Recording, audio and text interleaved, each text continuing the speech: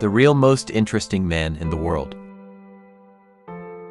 The short list of Peter Freuchen's accomplishments include escaping an ice cave armed only with his bare hands and frozen feces, escaping a death warrant that was issued by Germany's Third Reich, and being the fifth person to win the jackpot on the game show The $64,000 Question. However, the life of explorer, author, anthropologist, and adventurer Peter Freuchen can hardly be contained in a short list.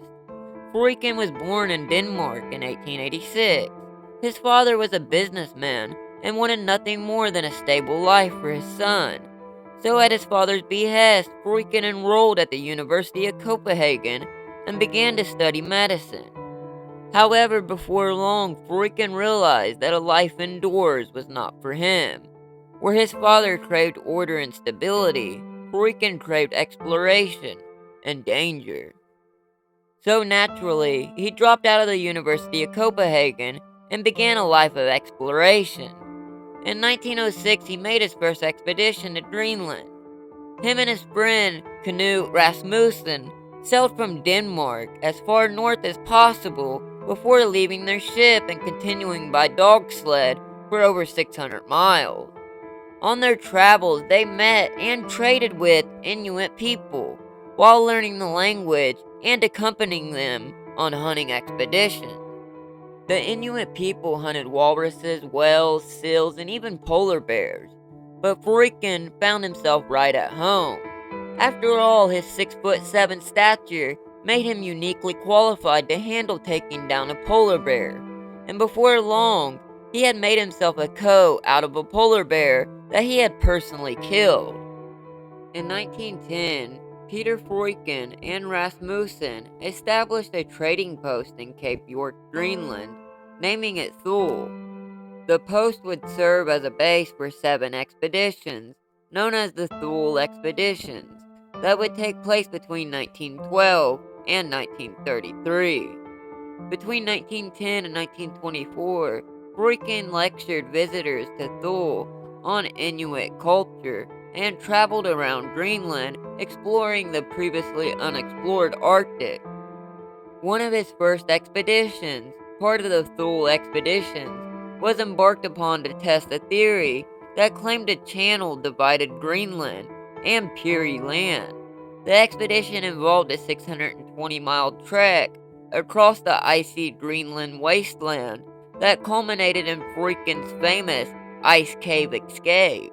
During the trip, which Freuchen claimed in his autobiography, Vagrant Viking, was the first successful trip across Greenland.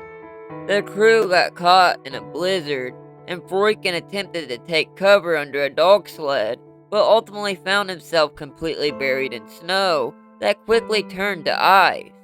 At that time, he hadn't been carrying his usual assortment of daggers and spears, so he was forced to improvise.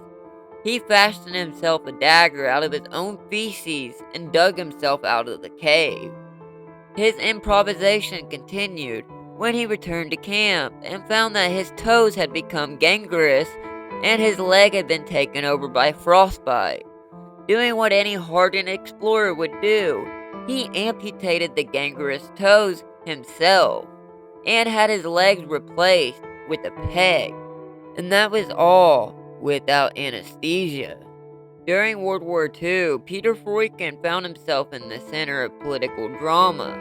Freuchen never tolerated discrimination of any kind, and anytime he heard someone express anti-Semitic views, he would approach them and in all of his 6'7" glory claim to be Jewish.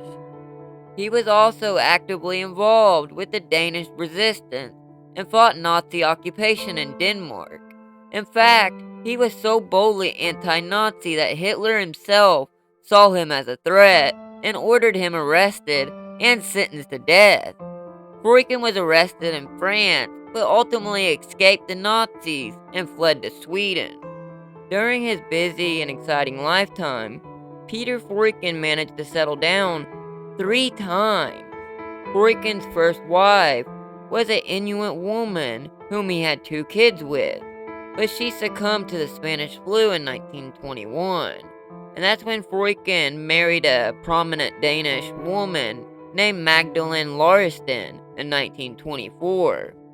Then in 1945, after fleeing the Third Reich, Freuchen met Danish-Jewish fashion illustrator Dagmar Kahn, and the pair moved to New York City to escape Nazi persecution, where Kohn had a job working for Vogue. After he moved to New York, Peter Freuchen joined the New York Explorers Club, where a painting of him still hangs on the wall, amongst the taxidermied heads of exotic wildlife.